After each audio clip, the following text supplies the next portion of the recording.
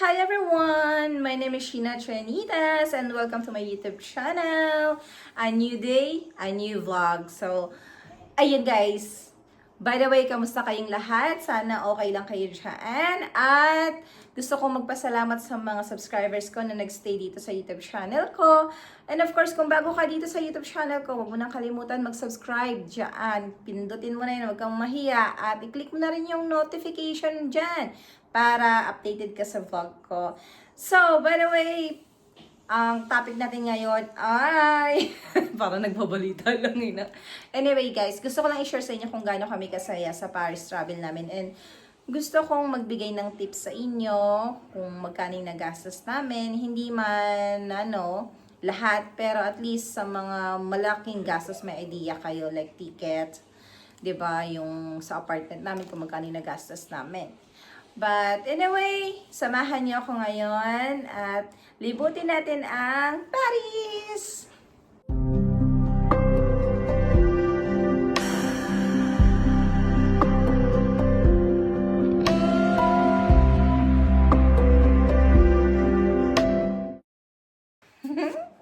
Ayan, so welcome again to my YouTube channel, Sheena Trinitas. By the way guys, of course, pagka nag-travel kailangan planuhin. Siyempre, lalo na kung malayo at hindi natin alam yung lugar. So, bagong lahat, nung pinlano namin ang pagpunta sa Paris, inuna ko siyempre agad yung ticket. Kasi yun ang pinakamahal. So, gumastos kami sa ticket around 1,145.82 euros. Kasama na dun yung meals namin, round trip ticket na to guys, and kasama na dun yung luggage. 23 kilograms. So, isang luggage lang yun. Kasi ano lang yun guys, yung meals tsaka yung luggage, add-ons lang namin yon. So, basta ginastos namin doon lahat is 1,145.82 euros. So, yun. Finnair yun. And then, next is yung apartment. Hindi na kami nag-hotel, so hinanap ko yung Airbnb, yung apartment, bahay, kasi si Daddy Elsham mahilig siya magluto. At least, may kompleto ng amenities doon, mga equipments. So, hindi na kayo mahirapan pang magluto. Ang apartment namin ay around 408.47 euros. So, actually, may discount pa to Yun, so, abang-abang tayo lagi sa discount para makales. Kung hindi mo kayang magbayad ng buo sa Airbnb, pwede kang magpa-reserve. So, ganun yung ginawa ko. Bayad ako ng 81 euros for reservation, and then nag-follow na lang ako ng 327.47 euros para do sa complete payment. Kasi kailangan mo siyang mabayaran, of course, bago parang 1 week before kayo mag-travel doon. And then next, tapos na yung problema. So, ang paghahandaan na lang namin kung magkano yung gagastusin namin sa Disneyland and sa trip namin, of course, around Paris. So, kailangan financial tayo ready, kasi alam natin lalo pag may bata, maraming turo para mga teachers. Ayan. So, ang ginastos namin sa ticket, kung hindi ako nagkakamali, parang around 300 euros lang plus para sa 1 day in 2 parks. Kasi guys, mayroong tawag nito, discount. And tama ba? Basta ilalagay ko dito sa screen kung magkano yung exact, kasi hindi ko na isulat kung magkano yung exact na ticket namin. Pero 1 day and 1 day 2 parks yung kinuha ko, which is sulit na yon. Lahat ng kailangan namin nasakyan namin. And of course, sa tulong ni ChatGPT, siya yung gumawa ng itineraries namin. So, kaya, ang una niyang binigay sa amin, ay, extreme rides agad. Pagpasok pa lang, ayun na, sa crash coaster kami agad pinasok. So, walang idea, akala ko, pambata, yung pala, ang unang tinuro ni ChatGPT, yung mga rides na, maraming, mahaba ang pila. Kasi okay din siya, guys, dahil pag-unahin mo yung mga gusto mong mga rides, like yung mga extreme rides kung mahilig ka, ayun, worth it siya kasi after nun, yung sa mga pambata na lang. Well, actually, yung mga bata, sumabay sila sa amin eh. Sumakay sila sa mga extreme rides din. So, okay naman, lalo na si Kuya Donesh na alam niyo naman pag may autism sensitive sa noise, pero nakaya ni Kuya Donesh, na-unlock niya yun, grabe, ang galing. But anyway, bago tayo pumunta sa Disneyland, pagdating namin sa airport guys, tinanong na namin agad si ChatGPT kung paano papunta sa apartment namin na yung kinuha, and then nag-advise siya na pwedeng Bolt, Uber, ayan, and pwedeng ticket. So, nag-decide kami na kumuha na lang kami ng ticket. Pumunta kami, may office doon. Bago kayo lumbas ng airport, may office doon sa baba na pwede kayo kumuha ng ticket cards. So, itong ticket cards na kinuha namin ay unlimited na to for 1 week. So, actually, 4 to, tag-iisa kami, and dapat may dala kayong ID. Kahit anong ID, kahit anong size, iba-ibang size yan, guys. So, ito, valid to. Ang validity nito ay 10 years. So, pwede nyo itong itabi para pag nag-travel kayo ulit ng Paris, magagamit nyo to. So, ayun, nung binili namin to, 146 ang binayaran ko for 4. So, walang discount ang mga bata. Pang normal price sila. But anyway, okay na yun kasi magkano din ng Uber or yung Bolt. Ayan. And after nun, so yung apartment na kinuha namin, 3 rides. Sumakay kami ng Rare. Yung RER, ang daming tao. And yung metro, and then nagbus kami. So yun. Mga around 1 hour din bago kami nakarating dun sa apartment namin. So ginabi kami. But anyway, ganito yung kunin nyo guys kasi na to eh. Sabihin nyo pag kumuha kayo ng ticket, yung ticket na kung ilang araw kayo. So kami kasi 4 days lang, kaya ito yung kinuha namin, ito yung na-recommend. Unlimited na siya from Zone 1 to Zone 5 kasi ang Disneyland parang nasa Zone 5 ata.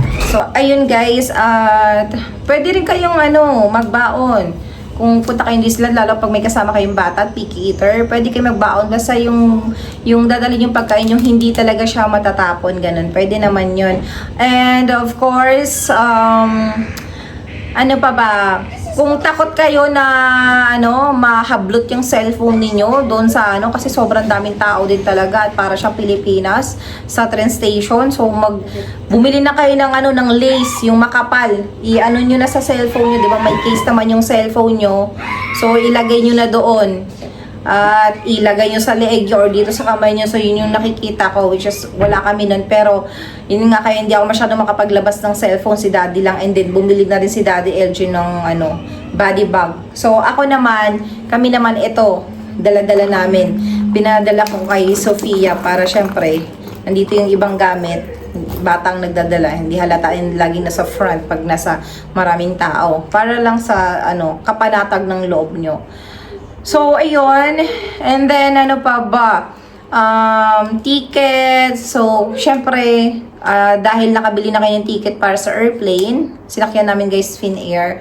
And then, may apartment na kami. So, wala na kami ibang iisipin talaga dun, kundi gastos na lang talaga dun sa sa Paris. And maganda doon sa kinuhanan namin apartment kasi pagbaba pa lang andun, may groceries na, may mga restaurant na. So, walang problema, hindi ka na lalayo pa, like 3 minutes lang andun na. Kaliwat kanan, 24 hours. So, maganda rin yung nakuhanan namin apartment. And then yung pagpunta nga sa Disneyland, ginamitan din namin ng ChatGPT. Lahat ng kilos namin guys, lahat ng tanong namin ChatGPT, lahat. And then may apps din na ida-download para mag-guide kayo, parang HSL dito sa Finland. May ida-download kayo para i-guide kayo kung ano yung sasakyan nyo papunta sa from the airport going to apartment or hotel, and then or from apartment going to Disneyland. So ayan, meron kayong apps na ida-download, and itanong nyo na rin kay ChatGPT yan. Yan ang bago naming body, travel body namin, si ChatGPT sa lahat. Kaya pagka si Daddy Elgen, may tanong mo sa friend natin. Sino yung friend natin? ChatGPT. So, ayun, ayan. So, guys, kung may anak kayong babae at gusto nyong bilhan ng damit na bang princess, so nakita ko doon sa loob ng Disneyland, meron sila doon. 70 euros isa. Kahit anong dress, nakita ko. Mga Belle, ganyan, Cinderella, Snow White, ayan. Of course, mag-ready kayo kasi yung mga anak nyo para mga teacher yan. Tuturo. Yun. And ano pa ba? I think that's it.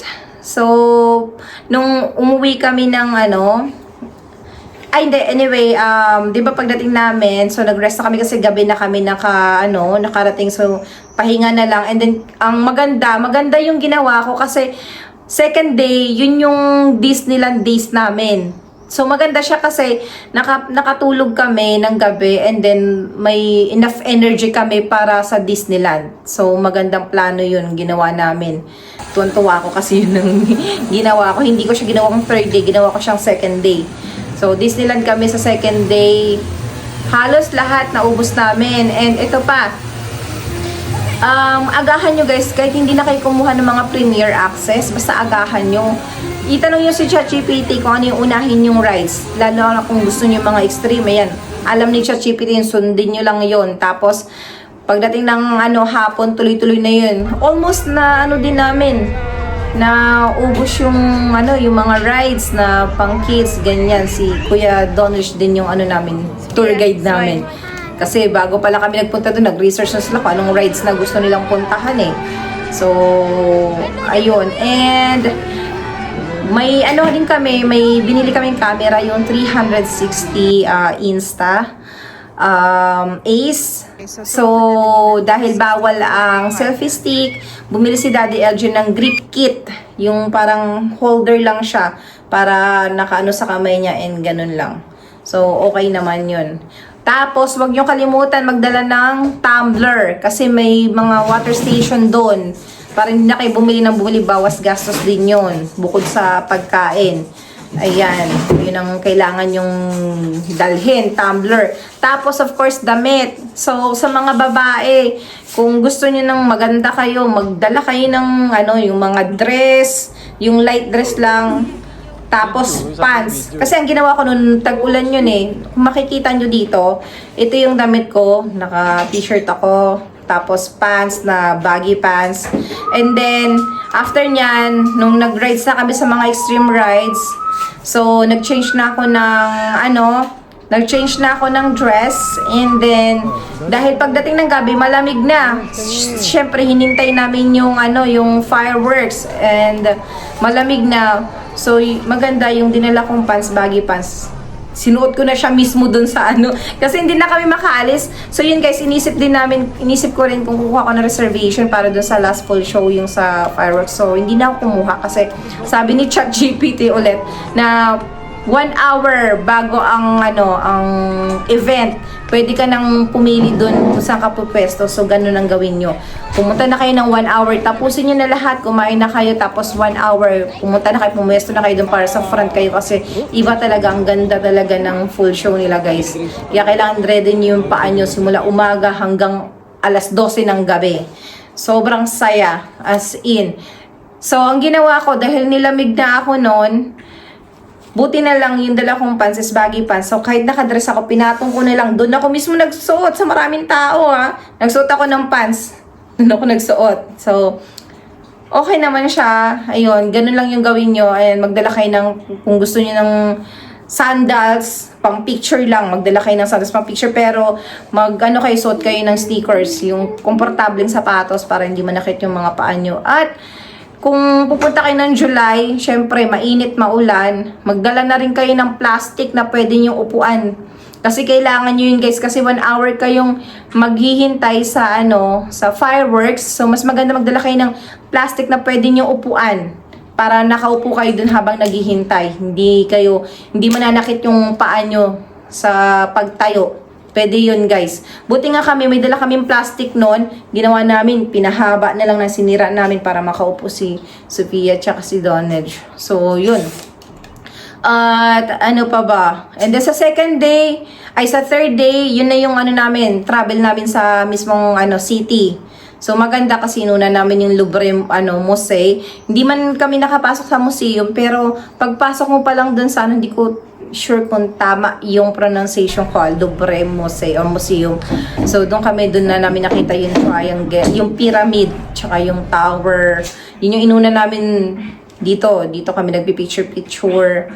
Tapos, after nun, kumain kami. Kung yung anak nyo ay gusto talaga ng McDo, may malapit na McDo doon. Ayun, pwede nyong makainan. And then, after nun, nag-proceed na kami. Naglakad na kami papuntang river. Tapos, nadaanan namin lahat, guys. Kaya mas maganda kung maglakad talaga kayo. Lakad lang, ma-appreciate niyo yung lugar kung lalakarin nyo lang. Simula dun sa museum, papunta sa Eiffel Tower. Kasi ang maganda kung ilalas niyo yung Eiffel Tower, saktong gabi, iilaw siya, dun yung ma-appreciate. So, maganda yung tour namin, kaya tuwan-tuwa kami. Kasi thanks din kay ChatGPT.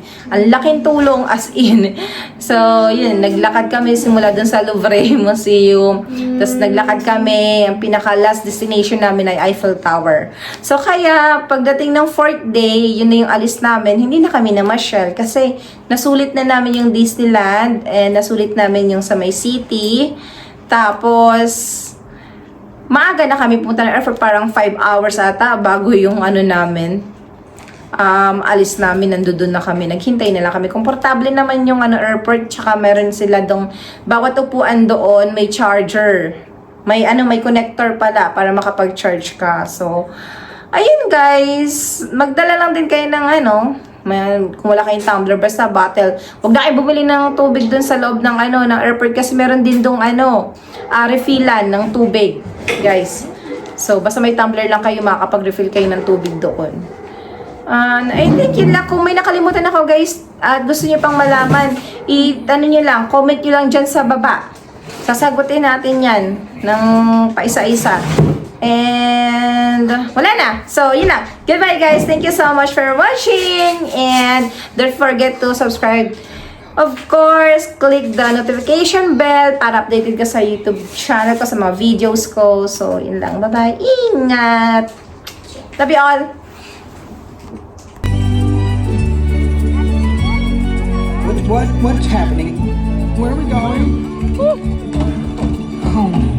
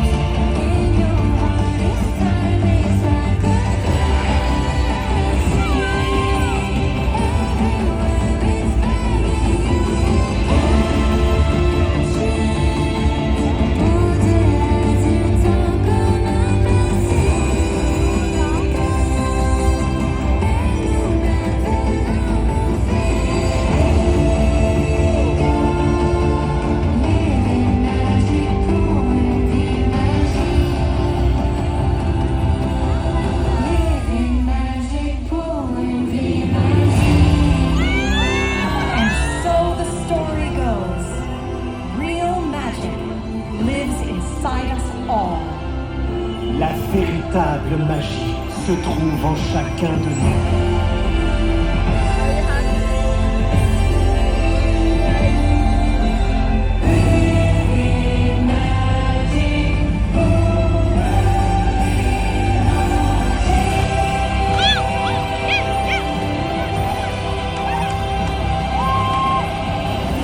Alors partez à sa recherche et répandez-la autour de vous.